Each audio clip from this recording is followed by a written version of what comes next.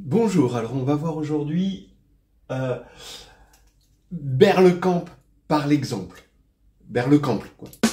En gros, quand on propose au jury un développement sur l'algorithme de Berlekamp, même en général, quand on propose un algorithme à l'agrégation, c'est assez difficile de poser des questions parce que l'algorithme, généralement, c'est fait pour utiliser une machine et il n'y a pas de machine à l'externe. Donc, mais il y a moyen pour Berlekamp de poser quand même des petites questions et par exemple de simuler sur un polynôme particulier, bien choisi évidemment par le jury, l'algorithme. Alors, l'idée c'est ça, hein, de vous donner deux questions de jury autour de l'algorithme de Berlekamp. C'est illustrer l'algorithme de Berlekamp modulo P. Alors on va prendre P impair pour pas avoir à faire le cas pair. Sur xp moins x moins 1 et sur x4 plus 1. Alors, bon, ce qu'on voudrait, c'est surtout avoir la forme de la décomposition. Est-ce que c'est irréductible et sinon, en combien de parties et de quel degré ça se décompose. Alors, j'ai proposé récemment sur cette chaîne deux vidéos, une plutôt classique de l'algorithme de Berlekamp, où ces choses-là sont faites, donc ces problèmes-là sont résolus par la recherche de vecteurs propres pour la valeur propre 1 de l'endomorphisme de Berlekamp. Et une autre méthode, en prenant plutôt uniquement, où là on veut juste savoir la forme de la décomposition, pas la décomposition en elle-même. Et là, c'est juste en regardant, on a un théorème d'unicité, si on veut, quand on décompose le polynôme caractéristique de l'endomorphisme de Berlekamp en polynôme de la forme x puissance ni-1. Et en fait, les ni sont justement les degrés des polynômes en présence. Voilà. Et il y a un théorème d'unicité hein, de CNI pour un endomorphisme de type Berlekamp. Donc maintenant, on y va. Regardez, vous avez xp moins x moins 1. Donc on va regarder l'algèbre, la fp algèbre, fp de x quotienté par xp moins x moins 1. Bon, et on va regarder le morphisme de Berlekamp qui a au polynôme q, modulo ce polynôme-là évidemment, associe q puissance petit p. Et on va le regarder matriciellement dans la base canonique, hein, 1, x, xp-1, je mets des barres dessus, qui est, on peut dire, une base canonique de cette algèbre. Alors, regardez, 1, son image 1 puissance p, c'est 1. X, son image, c'est x puissance p, du coup, ça va être 1 plus x. Xk, ça va être xk puissance p, donc xp puissance k. Donc 1 plus x puissance k, qu'on sait développer dans la base par le binôme de Newton. Bon, donc ça va nous faire matriciellement, dans cette base-là, eh bien, 1 ici, 1, 1, à cause de ça. Quand on va prendre k égale 2, on aura 1, 2, 1. Vous voyez qu'on va avoir le triangle de Pascal, comme ceci. Et ce qu'on remarque, c'est que, comme P est premier, ici, on n'a que des éléments premiers avec P, ici, donc inversible, sur la surdiagonale, ce qui va faire que la multiplicité géométrique, donc on voit déjà que le polynôme caractéristique, c'est x-1 puissance P, évidemment, donc xp-1. Donc déjà, on sait qu'il n'y a qu'un seul polynôme de degré P, d'après la première vidéo que j'ai faite. Mais si on ne sait pas ça, et si on fait le Berlekamp plus classique, c'est facile de voir, justement, en disant, ici, sur la surdiagonale, on n'a que des 1 ici, et sur la surdiagonale, rien n'est nul. Eh bien, ça veut dire que la multiplicité géométrique de 1, c'est juste 1. Donc, le seul vecteur propre, ça va être 1. Et donc, ça veut dire que, finalement, ce polynôme est irréductible, d'après Berlekamp. Voilà. Il reste irréductible parce que le sous-espace propre est de dimension 1 pour la valeur propre 1. Bien, alors un petit peu plus difficile quand on va prendre x4 plus 1, donc on quotiente par x4 plus 1, maintenant donc on regarde dans la base canonique ici de l'algèbre 1, x, x2, x3, Donc on va mettre à la puissance p, donc 1 à la puissance p ça fait 1, xp, x2p, x3p. Donc on voit ici déjà qu'il faut regarder p modulo 4, parce que on a besoin d'utiliser ce x4 qui est égal, dont on sait qu'il est égal à moins 1.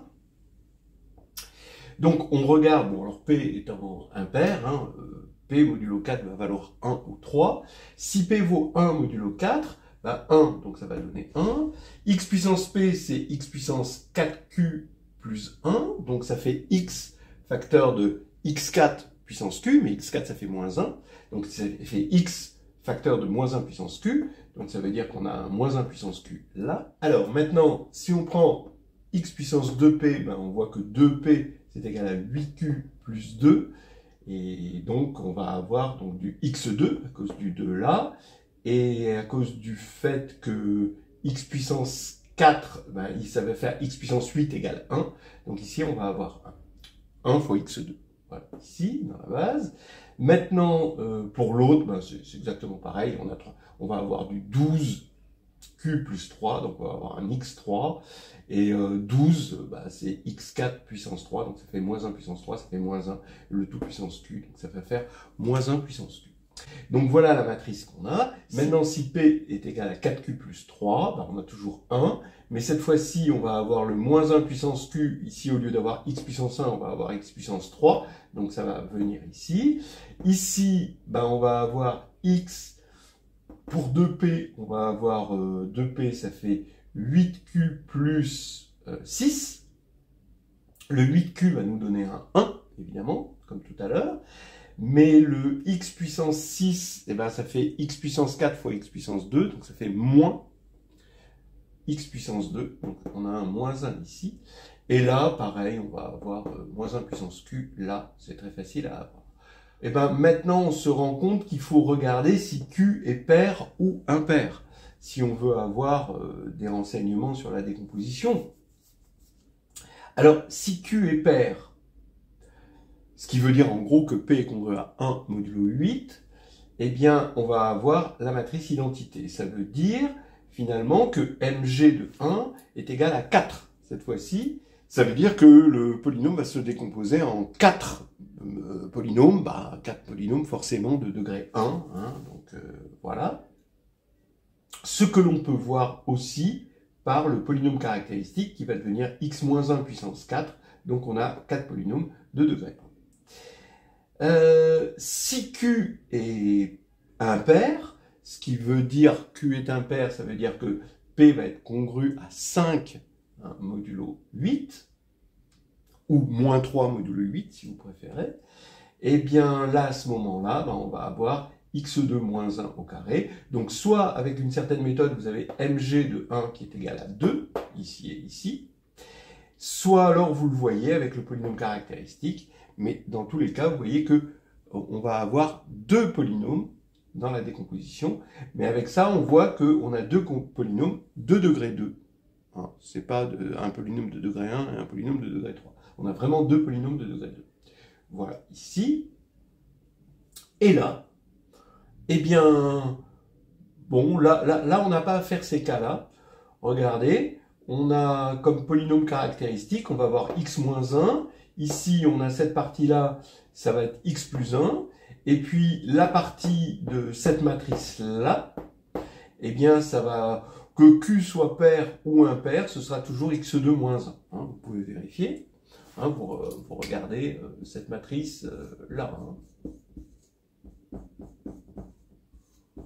Voilà, son polynôme caractéristique, c'est x2 moins 1, soit x moins 1 facteur de x plus 1, soit x plus 1 facteur de x moins 1, dans les deux cas, c'est la même chose.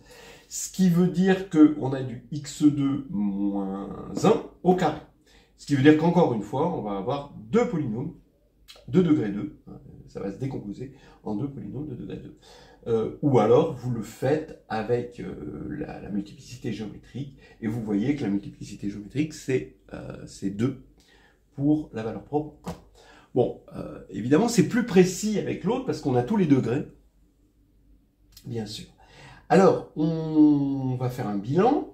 Le bilan nous dit que, de toute façon, autant ce polynôme, il restait irréductible, d'accord? Autant celui-ci, il est tout le temps réductible. Ça, c'est assez extraordinaire, parce que lui, il est irréductible sur Q, hein, c'est bien connu, mais il est réductible, modulo P, quel que soit P, bon, même pour P égale 2, en fait. Et avec les variantes suivantes, si P est congruent à 1 modulo 8, eh bien, on va avoir 4 facteurs de degré 1. Et sinon, si P est congruent à moins 1 ou plus ou moins 3 modulo 8, toujours modulo 8, hein, eh bien, on va avoir 2 facteurs de degré 2. Voilà. Alors, ce résultat qu'on a obtenu par Berlekamp, il n'est pas anodin. Vous pouvez le voir sur carnet de voyage en algébrie. Il vient du fait que x4 plus 1, c'est le polynôme qu'on appelle phi8, d'accord, le polynôme cyclotomique, le 8e polynôme cyclotomique, et que z sur 8z étoile, donc les éléments premiers avec 8, bah c'est 1, 3, 5 et 7, d'accord, ou plus ou moins 1, plus ou moins 3, comme on a eu ici. Eh bien, c'est z sur 8z étoile, bah, il est isomorphe à z sur 2z croix z sur 2z, donc il y a un élément d'ordre 1, c'est 1, c'est pour ça que ça va donner ces facteurs de degré 1, ces 4 facteurs de degré 1, et les autres éléments sont d'ordre 2, c'est pour ça qu'on va avoir ces facteurs de degré 2. Bon, il y a un résultat qui est derrière ça, hein, c'est qu'un polynôme cyclotomique, il se décompose en éléments qui sont tous de même degré, et le nombre de facteurs, c'est exactement l'ordre de P modulo n, c'est-à-dire ici l'ordre de P modulo 8. Voilà, c'était 2 exercices de jury autour de l'algorithme de Berlekamp.